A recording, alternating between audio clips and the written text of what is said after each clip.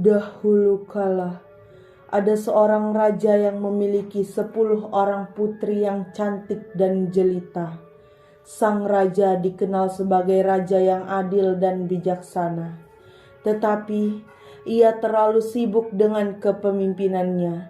Karena itu, ia tak mampu untuk mendidik anak-anaknya.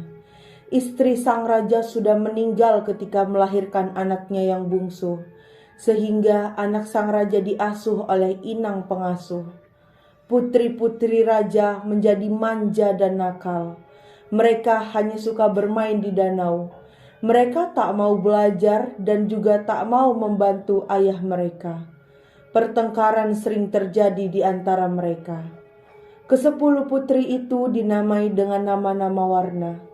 Putri sulung bernama Putri Jambon. Adik-adiknya dinamai Putri Jingga, Putri Nila, Putri Hijau, Putri Kelabu, Putri Oranye, Putri Merah Muda, dan Putri Kuning. Pakaian mereka pun berwarna sama dengan nama mereka. Dengan begitu, sang raja yang sudah tua dapat mengenali mereka dari jauh. Meskipun kecantikan mereka hampir sama, si bungsu Putri Kuning sedikit berbeda. Ia tak terlihat manja dan nakal. Sebaliknya, ia selalu riang dan tersenyum ramah kepada siapapun. Ia lebih suka berpergian dengan inang pengasuh daripada dengan kakak-kakaknya. Pada suatu hari, raja hendak pergi jauh. Ia mengumpulkan semua putri-putrinya. Aku hendak pergi jauh dan lama. Oleh-oleh apa yang kalian inginkan?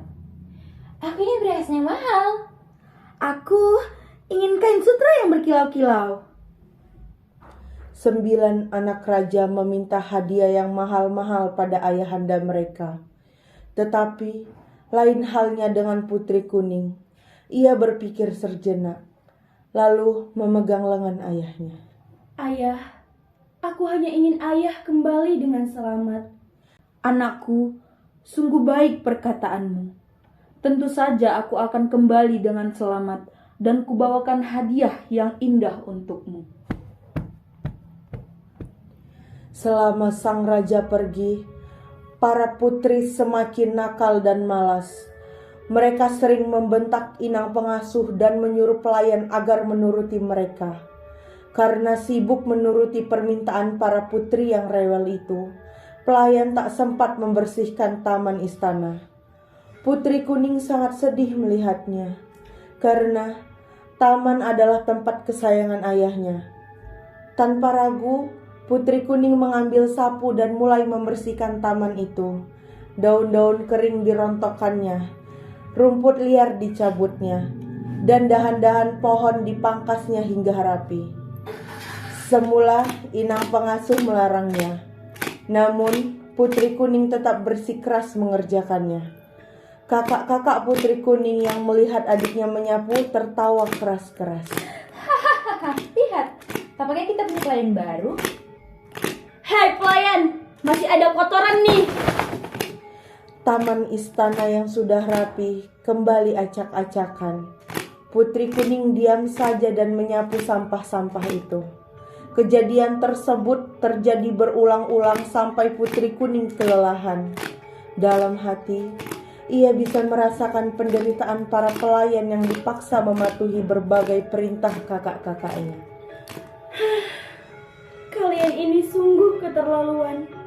Mestinya ayah tak perlu membawakan apa-apa untuk kalian. Bisanya hanya mengganggu saja. Sudah aku bosan.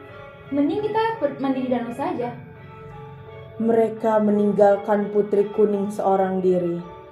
Begitulah yang terjadi setiap hari sampai ayah mereka pulang.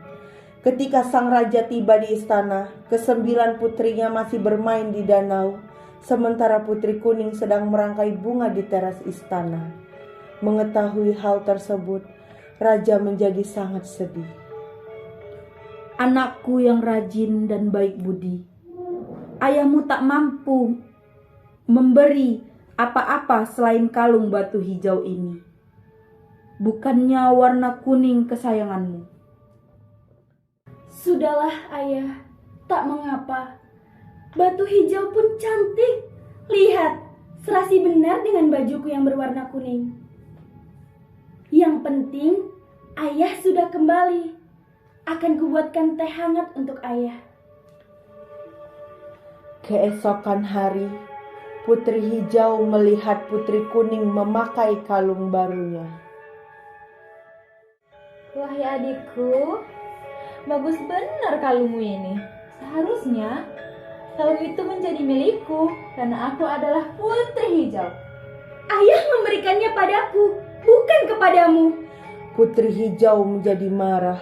Ia segera mencari saudara-saudaranya dan menghasut mereka. Kalung itu milikku, namun ia mengambilnya dari sangku ayah. Kita harus mengajarkannya untuk berbuat baik. Mereka lalu sepakat untuk merampas kalung itu. Tak lama kemudian, Putri Kuning muncul. Kakak-kakaknya menangkap dan memukul kepalanya. Tak disangka, pukulan tersebut menyebabkan Putri Kuning meninggal. Astaga, kita harus menguburnya. Mereka beramai-ramai mengusung Putri Kuning, lalu menguburnya di taman istana. Putri Hijau ikut mengubur kalung batu hijau karena ia tak menginginkannya lagi. Sewaktu raja mencari Putri Kuning, tak ada yang tahu kemana putri itu pergi. Kakak-kakaknya pun diam 1000 bahasa. Raja sangat marah. Hei, para pengawal, cari dan temukanlah Putri Kuning. Tentu saja tak ada yang bisa menemukannya.